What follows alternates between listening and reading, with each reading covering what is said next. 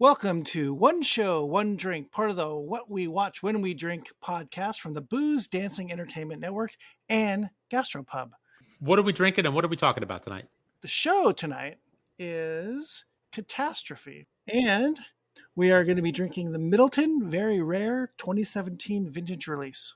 A little Irish whiskey to go with Sharon Horgan, star of the show, who is also Irish. Now, apparently her mom was Irish. I think her dad may have been English. She's kind of Irish. She's half Irish. As David Cross once said, was your mother's vagina Jewish? Then you're Jewish. So was Sharon Horgan's mother's vagina Irish? She's Irish. Boom. It's at this point where I'd like to apologize to Sharon Horgan, her mother, and pretty much anyone else listening. Let's run the intro real quick, and then we'll get into a little Midleton's and some Catastrophe.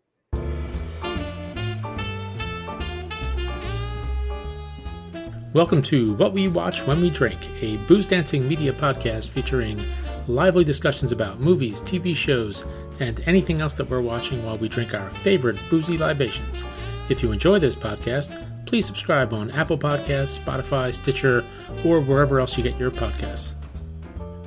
And of course, you could always find us on boozedancing.com. And if you have any questions, comments, show, cocktail, or whiskey suggestions, please email us at boozedancing@gmail.com. We'd love to hear from you.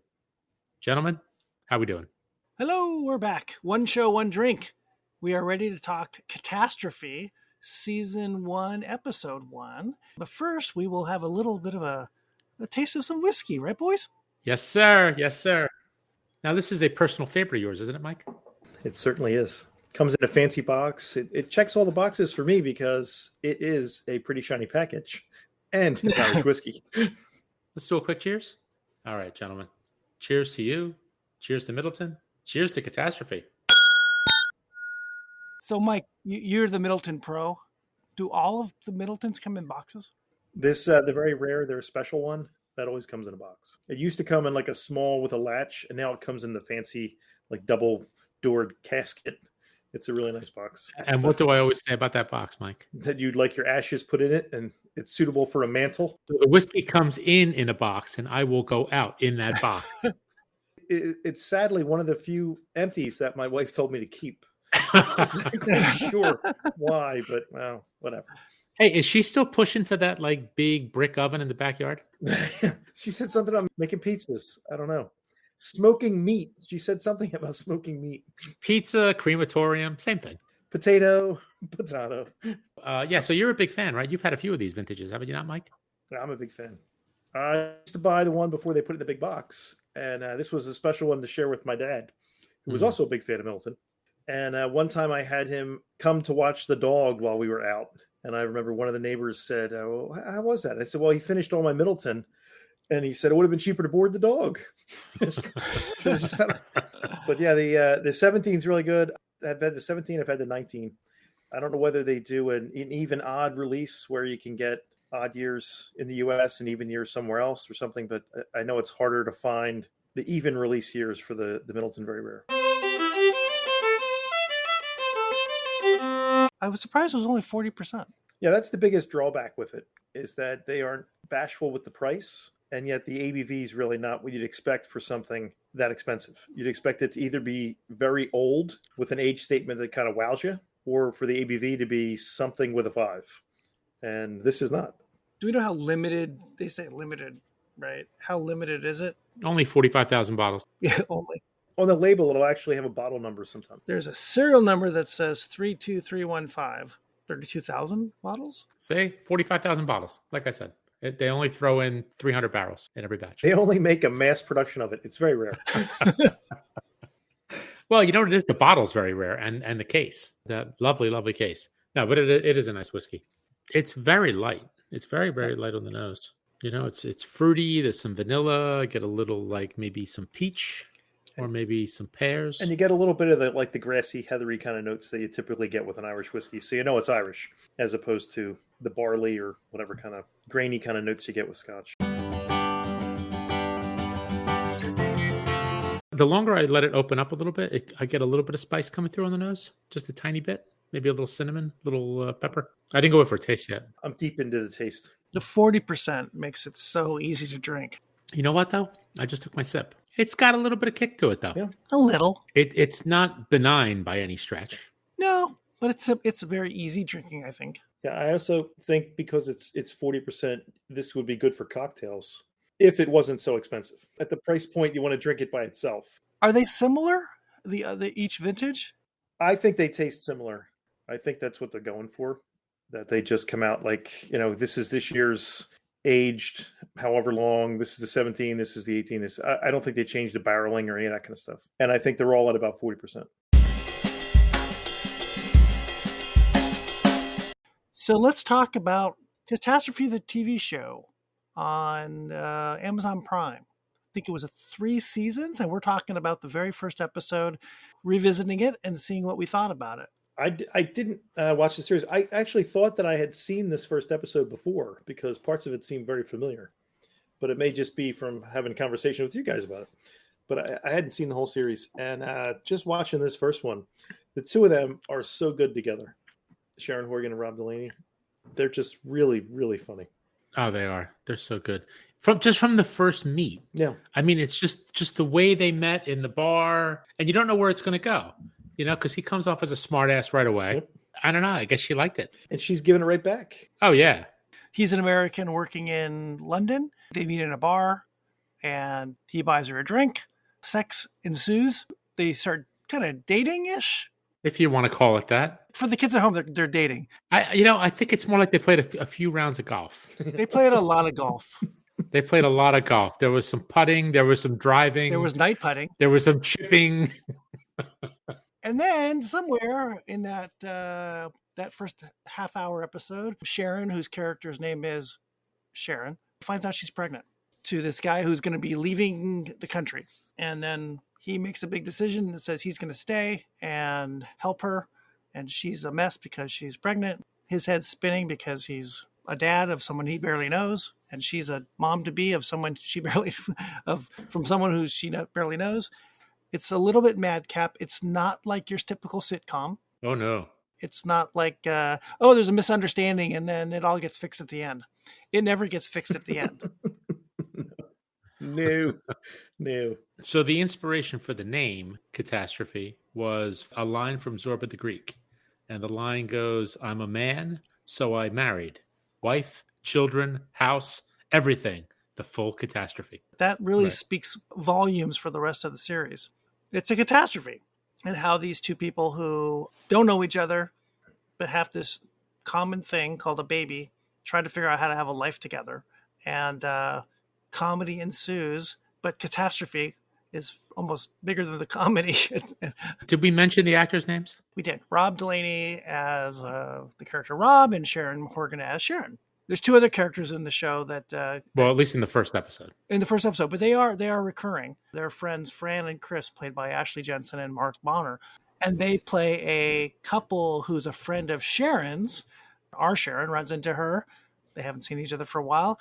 She wants Sharon and Rob to come over for dinner, and it's very uncomfortable. Mark and Ashley's marriage is kind of weird. At one point, Mark kind of lays out like how questionable long-term relationships are.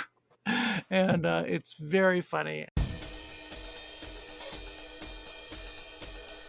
Just from the very beginning of it, when they have their one night stand and they think it's over, and she's kind of, doing the walk of shame and sneaking out. And he wakes up and invites her to dinner. And she's like taken aback by it and doesn't know what to do. And she just reaches over to the desk, writes down her number on a piece of paper and tears it off. And as she's doing it, he's like, that's my work visa.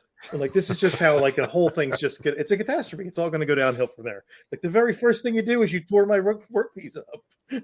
Well, the first time they go up to the room after they meet at the bar, I mean, she like flops down on the bed and there's like a slice of pizza on a plate and it's like plastered to her back. It's hysterical. It's just like, oh, your back is so smooth. Oh, so is yours. There's an old-fashionedness to Rob. He's got some, chivalry. That's right. He's very chivalrous. And she's taken aback by that. She's thinking this is a one-night stand thing and he's going to go off to New York or Boston or wherever he's from, the U.S. And she'll never see him again. And she's going to move on. But he doesn't have that. There's something else going on with him. And we find out later he had his father left it when he was young or something. Right. So he doesn't want the same thing for Yeah. his future children. And at the same time, just the interplay between them, where he keeps saying, like at the very beginning, how does this happen? And she's like, well, he had sex 25 times in a week. We only used a condom like twice. What did you think was going to happen? Have you ever seen a show like... You know what was neat too, though? In the very beginning, like before he goes back to the United States and before they know she's pregnant, just that little montage of them just kind of dating and just having fun together, you know, where you see them like, you know, they're in the coffee shop in the window and they're just laughing and, you know, having a good time. So they enjoyed each other's company. You know, they obviously clicked. They click on some level. They don't know how much they're going to click. Do you roll the dice on these couple little maybe clicks? Making something bigger out of this when you really don't know each other, except you share a baby. What they have going for them, though, is they're both so blunt. Yeah. There's like no filter. There is absolutely no filter with either one of them. And the language and dialogue and writing here on the bluntness of things is just off the chart great. It's so funny. It's so blunt, as you said, and it's right there. He talks about her body. She talks about his body. They are really open about everything and not afraid to, at least when they're in front of each other. It's a little different when they're in front of other people. The very first scene in the bar when he's getting a Coke and she's like, oh, you don't drink? And he says, I quit a few years ago after I shit my pants at my sister's wedding. And you're like, yes, that's the first thing you say to someone? Again, it's a catastrophe. It all goes downhill from there. They're so upfront with everything, you know? She was turned on. Yeah. Maybe it was just the pure honesty. You don't know this completely, but you've got two people who are in their late 30s, early 40s, who have probably been in some relationships that didn't go so well, apparently. They're not married, of course. And so they're a little bit damaged in that sense. And they're a little bit cynical probably as well, that these things don't work out. Yeah. Yet Rob is willing to take a big roll of dice and stay, and even though his visa gets torn up, and stay in London. The writing is really good. You know, we've seen other shows where the rat-a-tat-tat of insults. I think of Succession, where things just kind of just spew out like a machine gun, and there's a little bit of that here. It is so good. It's offbeat. It's quirky. Like I said, it's not like you would see in a typical relationship sitcom. You don't know if this is going to work. Is this going to be like a 1-episode show? How long is this going to last? It doesn't seem like it's going to go anywhere, but it got through 3 seasons. It gets pretty complicated as it goes on. It gets very complicated. Yep. It gets really, really complicated. I think there's I thought there were, not to spoil it for Mike, but there were issues with her dad. Yep. He's not well. And then Rob's buddy, the other American guy who shows up in a couple episodes later. There's a couple other characters that show up later on. But yeah, it gets pretty complicated. You know, Rob has his issues. Yep. And his, I don't think this is a big spoiler, but Rob's mom in the show is Carrie Fisher. Yeah. But the writing is just so funny. I mean, you know. When she meets him at the airport and just has his name and a question mark because she has no idea what his last name is. Just none.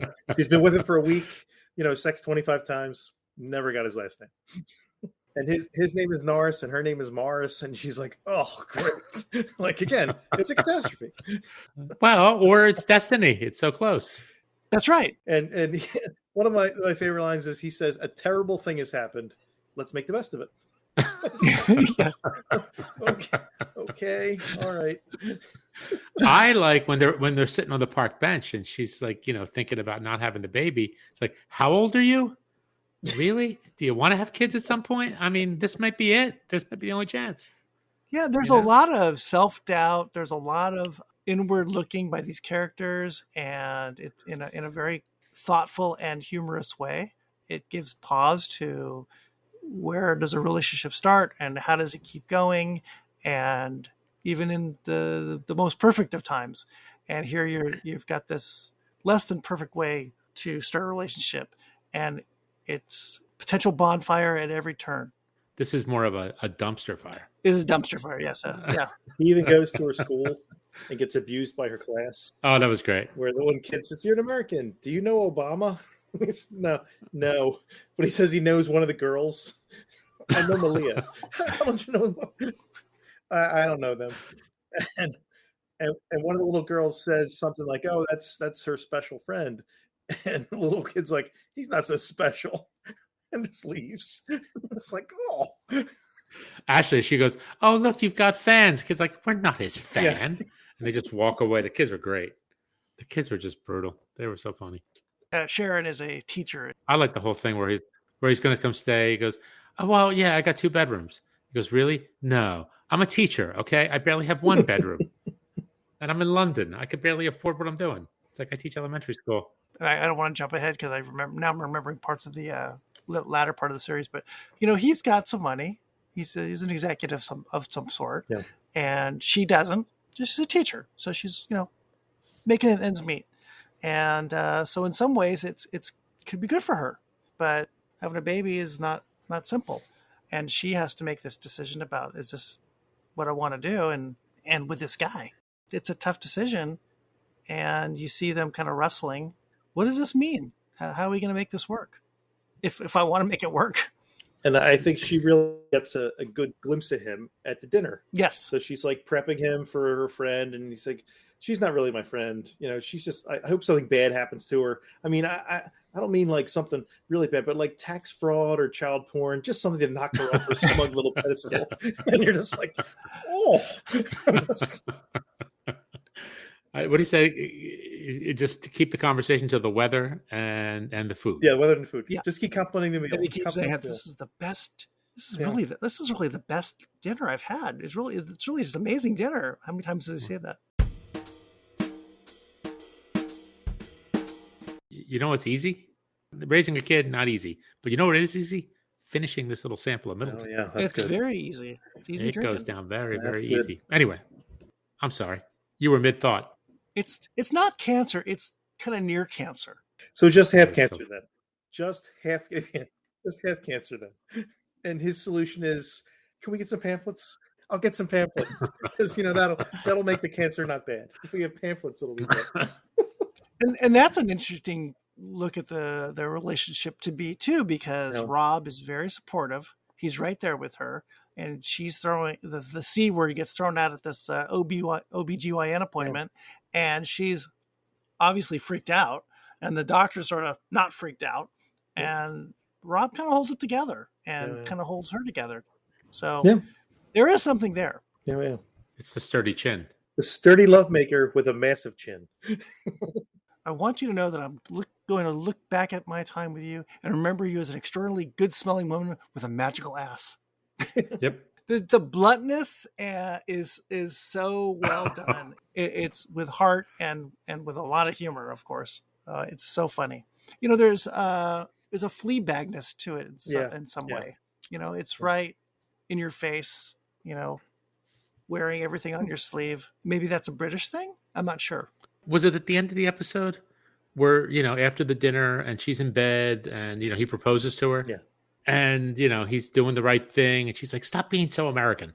Well, and she throws out like the 3 questions. "I don't even know your middle name." And he's like, "Clifford, yes and no." and the no was to, were you ever molested by somebody? And he said, "No." Yeah. But there was a nun once.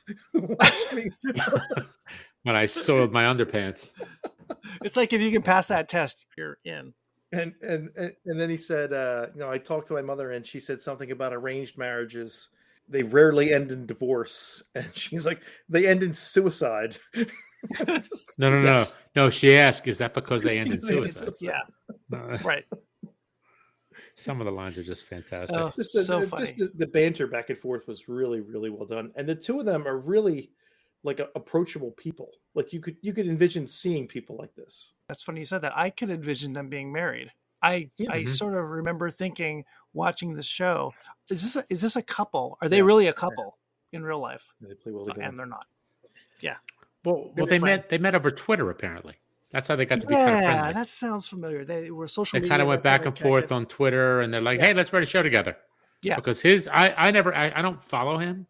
I think I have to, because apparently maybe back in the day, I don't know what he's doing now, but his Twitter feed was pretty Filthy? risque. Filthy? Yeah, filthy. Filthy is the word. I follow him on Twitter. He's very political. Him and his wife live in London. Maybe long ago he was very funny on Twitter. Now I feel it's more political statements and social commentary. Well, a lot's changed in the last 10 years. Yeah. And I was trying to place the two of them, and she's in Game Night with Jason Bateman, and it's just, well, that's what she's from. And he's in Deadpool 2, where he just plays the one guy that has no superpowers and just shows up, and Ryan Reynolds' character takes a shine to him, calls him Sugar Bear, and all these other things. Oh, that's funny. I'm not playing favorites except for you, Sugar Bear. You're my favorite.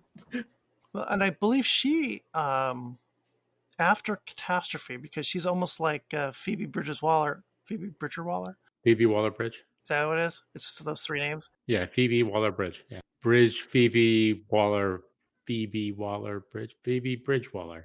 I like Phoebe Bridgewaller. Bridgewaller sounds good. They all sound British. Just call her Phoebe.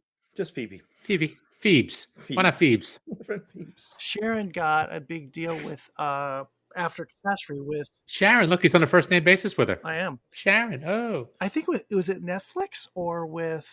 Well, she did HBO. She did Divorce. She was behind that. Oh, HBO. That's it. Yeah, she has a contract with HBO to do stuff, and I think it's an ongoing thing. That's right. She did Divorce. Yep. I like Divorce. Divorce was fun. I'm sorry. What? She's directed. She's done a little of everything. It was a good show. A good first episode. Certainly enough to make me watch the rest of the series. I think you should keep going with it. It gets, again, it gets heavy. And maybe for you to watch it again. Oh, I will. I watched 3 episodes this week.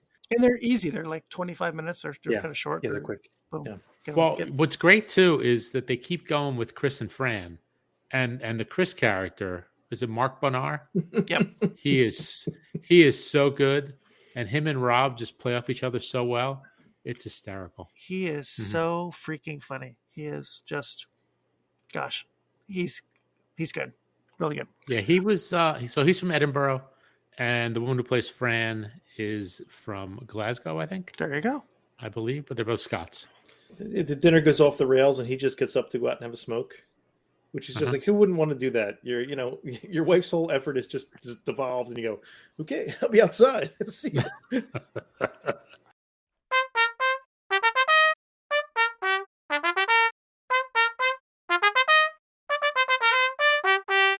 Catastrophe season 1, episode 1. So funny, so good. We highly recommend that, I think. Highly, highly, highly, highly. I don't know. Do we have stars? Do we have thumbs up? What do we do on this show? On One Show, One Drink, we give it 5 drams up. Bingo. There you go. 5 Glencairns up. 5 Glencairns up. Can we say Glencairn? Sure, why not? Future sponsor of One Show, One Drink. And we also give how many thumbs up or Glencairns do we give to the Midleton 2017 Very Rare? I give it 4 Glencairns. I'd say for me it's a B plus. Yeah, well that's 4. I'd say it's a solid B plus. I mean, it's not the greatest whiskey in the world, but I really enjoy it, and I look for it every year when it comes out. They up that ABV, man. That'll go right up. A couple ticks, boy, but then the price is going to go up a lot too. Probably. Oh, yeah. You know how they work on that business. So get on the chintzier box. I'll take a chintzier box and higher ABV. Yeah. Reduce the box. Well, the box thing is going away. So, everyone's trying to get all more sustainable, right? So you're not going to see a lot of these box things anymore. Sustainable. You know what's not sustainable? Life. That's right. It's short term. Drink up, baby. Drink up. In the long term, we'll be all dead. So, all right. Well, on that note, we'd like to thank everyone for tuning in to another episode of One Show, One Drink. And why don't you tell everyone where they can listen to this fine podcast on the internets? I'll do that. Well, if you enjoyed this podcast, find us on Apple Podcast, Spotify, Stitcher, Audible, Google, or as always, you could find us on boozedancing.com. And once again, questions, comments, drink, show, cocktail, whiskey, whatever suggestions you have for us, send us an email, boozedancing@gmail.com. We'd love to hear from you. All right, boys. Well done. Cheers. Cheers. Cheers. Adios, my friends.